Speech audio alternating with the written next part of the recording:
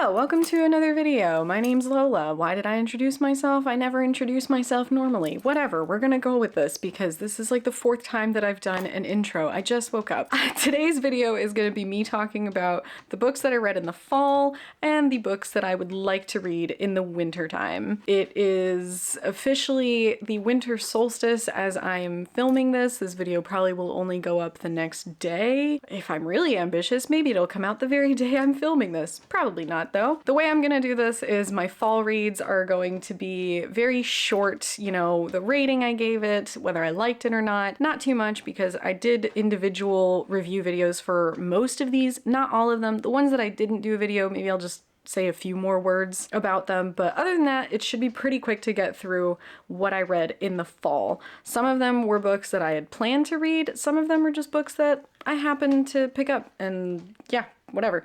The winter books, how I select books, how I make a TBR a to be read.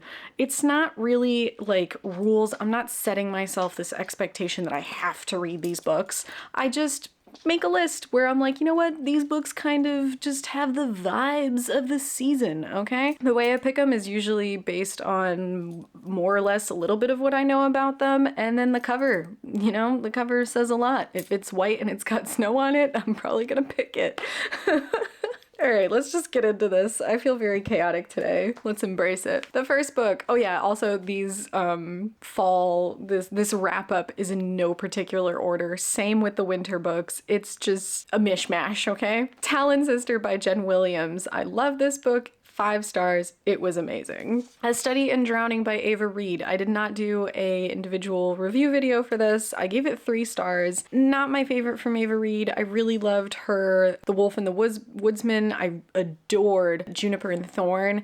This one was very much more like new adult, and it was dark academia, which is not something I've ever really enjoyed. Maybe I just haven't picked up the right ones. I don't know. But yeah, in general, this book was okay. I think there were a lot of concepts that were really cool that I would have liked to see more delved into, but yeah, you get what you get. Her writing is still great. I love the way Ava Reed writes. A Dark and Secret Place, another Jen Williams book. Love, love, love. It was 5 stars for me. I think everything this author has to put out, I will always adore. Come With Me by Ronald Malfi. This is another author I think is just slowly making his way into my favorites. I originally gave this, I think it was like 4 stars, and then the more I thought about it, the more I realized I actually just really love this book. It has flaws, don't get me wrong, it's not perfect. I did an individual review for this. I don't know what rating I ended up saying I gave it in that video, but it's a 5 stars. I'm gonna remember this book forever, so yeah. The Night We Burned, I DNF'd it. The Wolf of Oren Yarrow, I also DNF'd it. I'm gonna talk a little bit more about this after. Thistlefoot. I think I gave, how much did, I don't even remember what I gave this. Hold on. Ratings change, okay? Sometimes you think one thing about a book the moment you finished it, and then you, in retrospect, like, no. Thistlefoot, I gave 4 stars. Now I'm thinking maybe more of like a 3.5, maybe even 3 stars. I do think that I would read this again. I listened to it on audiobook, and I think maybe reading it physically would be more of an enjoyable experience for me. But yeah, it was still good. The Black Tongue Thief. This was a 4.75. It was so much fun. What an adventure. Some scenes from this book are still stuck in my head. It was a good time. House of Hunger by Alexis Henderson. I gave this 5 stars. It had the vibes. I don't know what else to say. It just had the vibes, and I enjoyed it very much. And it wasn't very long, so I devoured this book. Get it? House of Hunger. I'm moving on now. All right, and then books that I do not physically own, but that I still read in the month or DNF'd in the month. I will go in order here. So the other books that I DNF'd other than The Wolf of Oren Yarrow and The Night We Burned are A House with Good Bones, which I was actually really upset about because I really liked Nettle and Bone by T. Kingfisher, but I think her horror books are maybe not for me because I remember picking up, it was for a book club a long time ago. I forgot what it was called. I'll find it. I'll put a picture here, but I remember reading that one, liking it, but nothing more than that, and I don't know, maybe her horror is just not for me. Starter Villain I also picked up and I did not finish, but I intend to try the audiobook of it because I think reading it physically just wasn't working for me, but the audiobook might be better. Labyrinth's Heart, the final book in the Rook and Rose trilogy, which I love. I don't know why, but I picked up the third book and I just did not feel like it was the same authors. It did not feel like the same story. So I don't know if maybe I just need to reread the whole trilogy and try to, you know, instead of just picking it up without having read the first and second book, you know, right before it. I don't know. I'm gonna try it again later when I've reset my brain and forgotten that I was very disappointed by it. And the Gin Bot of Shantyport, I started it. I don't know what it was. I just couldn't get into it, but I might try that one again as well. Who knows? Then in the 3 stars that I did not show, I read Alice, which was a retelling of Alice in Wonderland, a very gory retelling of Alice in Wonderland. It was good. Nothing super memorable. I listened to the audiobook. It was well narrated. I remember that. And Every Last Fear, I also listened to the audiobook for this. I don't remember anything that happened in that book, honestly. I just remember it not being a bad book. It's a mystery thriller. It's not usually my favorite stuff. Other 4-star books that I read but do not own. The Hexologists, which is the first book in a new trilogy by Josiah Bancroft. I did a whole review on it. I enjoyed it. It was fun. And Remarkably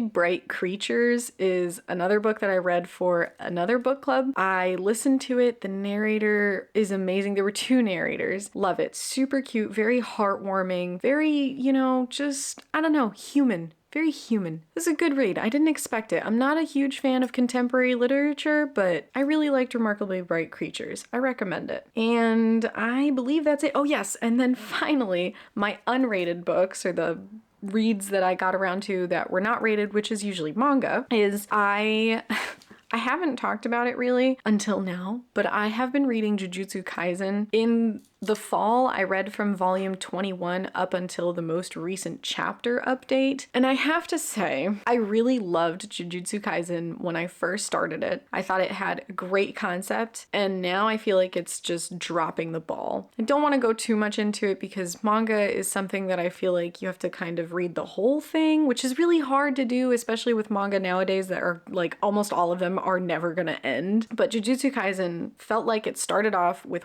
an idea, and the author was just kind of exploring that idea, and then the manga got big and started getting animated, and now the author feels like at least this is what it seems to me, it feels like the author doesn't know where to go. I don't know. That's how I feel. Let me know if you feel the same way. Then the other manga that I started is The Girl from the Other Side. The Girl from the Other Side. This one it's a collector's edition, or not a collector's edition, a deluxe edition that my library actually has. This is the second one. I read the first one, which included volume 1 through 3.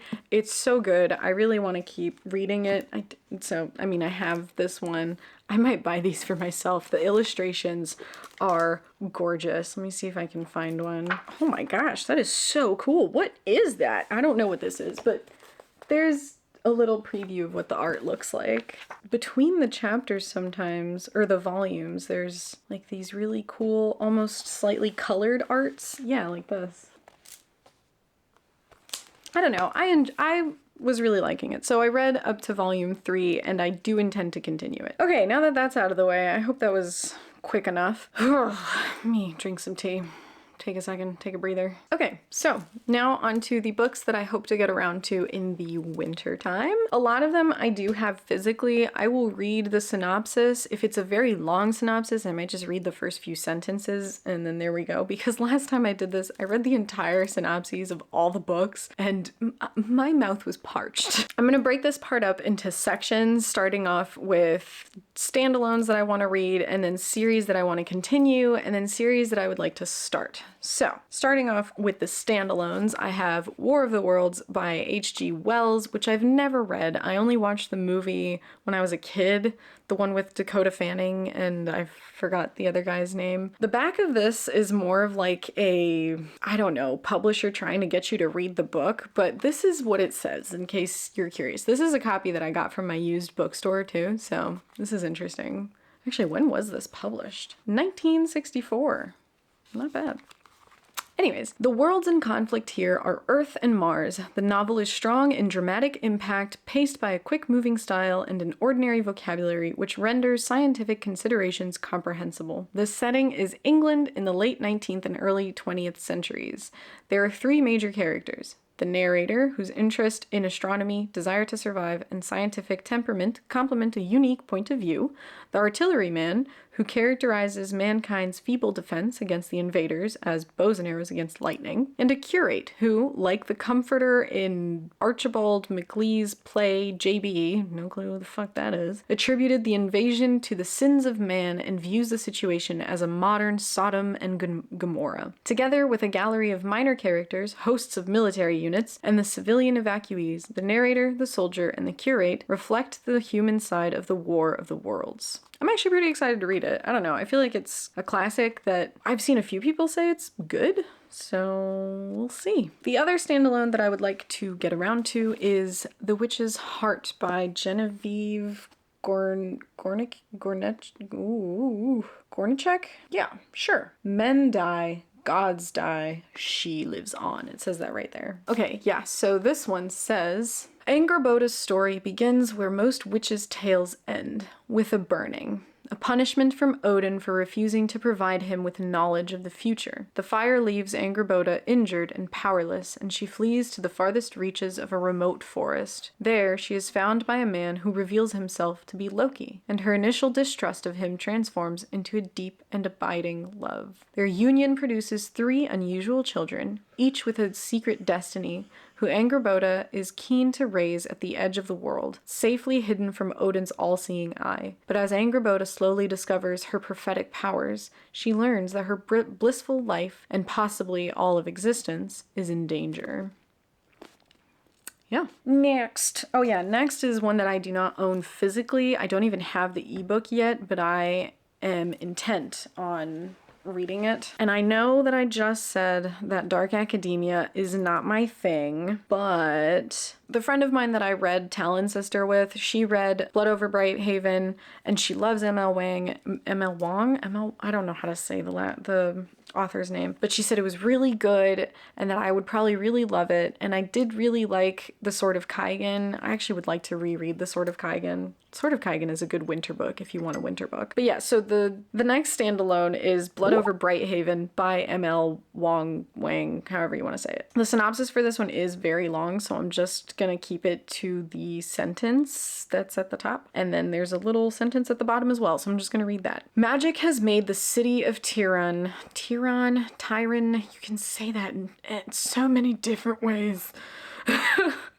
Magic has made the city of Tyran, an industrial utopia, but magic has a cost, and the collectors have come calling. And at the bottom it says, a standalone dark academia brimming with mystery, tragedy, and damning echoes of the past for fans of Leigh Bardugo, V.E. Schwab, and Full Metal Alchemist, which, you know, Leigh Bardugo I wouldn't say is an author I really love, but V.E. Schwab, yeah, and Full Metal Alchemist, hell yeah. So I'm pretty excited to read this one. I don't know much else than that, and that's fine. Sometimes I don't want to know more. Okay, then moving on to series that I would like to continue, which is only one. I don't know if I read A Natural History of Dragons this year or last year. I don't know anymore. The whole series is called The Memoirs of Lady Trent, and they're basically about this archaeologist, this woman in a world where women, you know, are just supposed to really get married off, but she gets a husband who's actually wants her to be happy, so he takes her on adventures with him and things happen. But I remember really liking this kind of memoir style of writing for a fantasy novel, and the dragons are really just subjects of study. I did see a lot of criticisms from people saying there aren't enough dragons, and I'm like, well, I think the point is actually more about archaeology and even anthropology, which I thought is really interesting. So I want to continue it. I think this would actually be very nice for the winter seasons because, I don't know, I guess academia kind of feels wintry. Maybe that's just me. But I do not own the other books, so I will be borrowing them from libraries. There are 5 books in total in the series. They're not super, super long, so I don't think it'll be too bad, but I told myself that I would just, you know, do one series at a time. So this one is definitely going to be my kind of priority. It'll be the first series that I will tackle after I'm done with The Pariah, but we'll get back to that. And now there are 3 series There are 3 series that I would like to start and potentially finish in the winter. Maybe I should have also mentioned that winter is really only 3 months and that this is ambitious. I was very ambitious for the fall and yeah, still ambitious. So the first trilogy that I would like to start and see if I enjoy is The Raven Rings. Yeah, The Raven Rings by Siri Peterson. Odin's Child is the first book, and this is what it says on the back. Imagine lacking something that everyone else has. Something that proves you belong to the world. Something so vital that without it, you are nothing. A plague. A myth. A human. At 15 winters old, Herka learns that she is a child of Odin, tailless rot from another world, despised, dreaded, and hunted. She no longer knows who she is, and there are people who would kill her to keep it secret.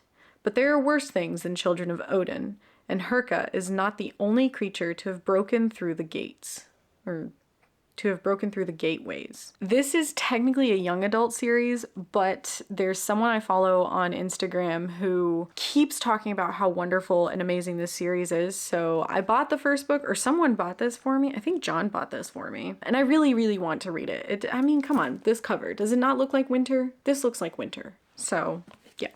The next trilogy I would like to start is The Bone Shard Daughter, what is this called? Just the The Drowning Empire is the name of the series. Thank goodness they put that up at the top. This is the first book, and it says... Oh, this is long. Okay, we're just gonna read the first paragraph, because there are multiple paragraphs. In an empire ruled by bone shard magic, the former heir to the emperor will fight to reclaim her magic and her place on the throne in this stunning epic fantasy debut. I am not reading the rest, because there are a lot of words that I cannot pronounce, and I would rather not, just embarrass myself. This trilogy is officially finished. I have a friend who started the audiobook and she said she's interested, but she's super confused. So I am very excited to read it physically and potentially really love it.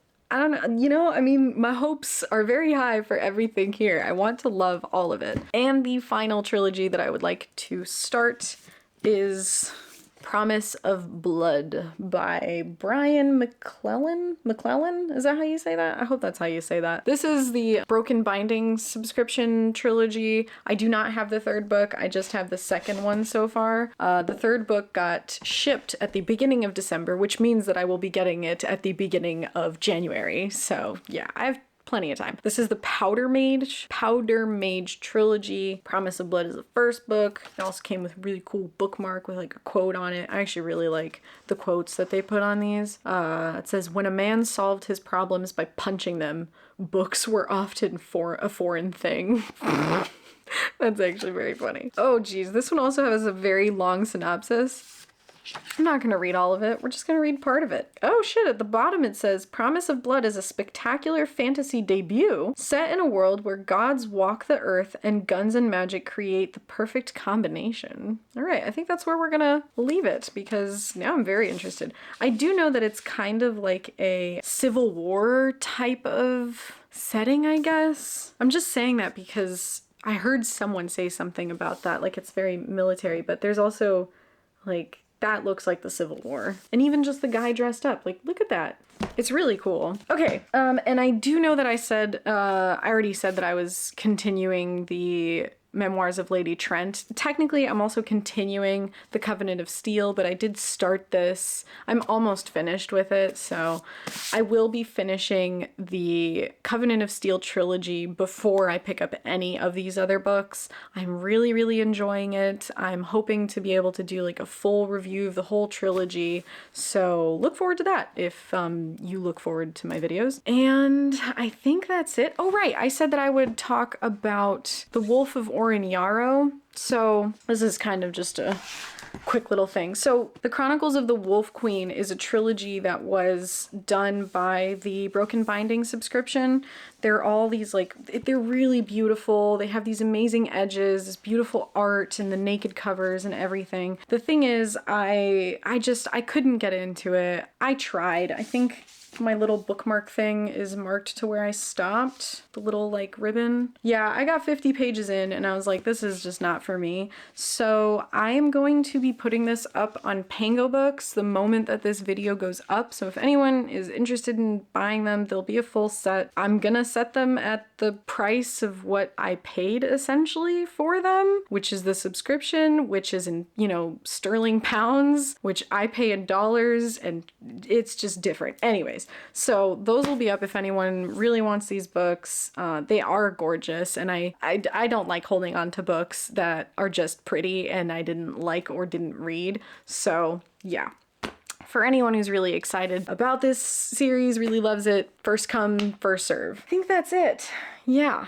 Oh my gosh, this was so chaotic. I don't think I have this urge to restart this entire video, but at the same time, I'm just like, fuck it. You know what? Just the decisions you make, stick with them. There's no going back. Thanks for watching. I hope you enjoyed this. If you didn't, that's your prerogative. I know I feel like I didn't enjoy this very much.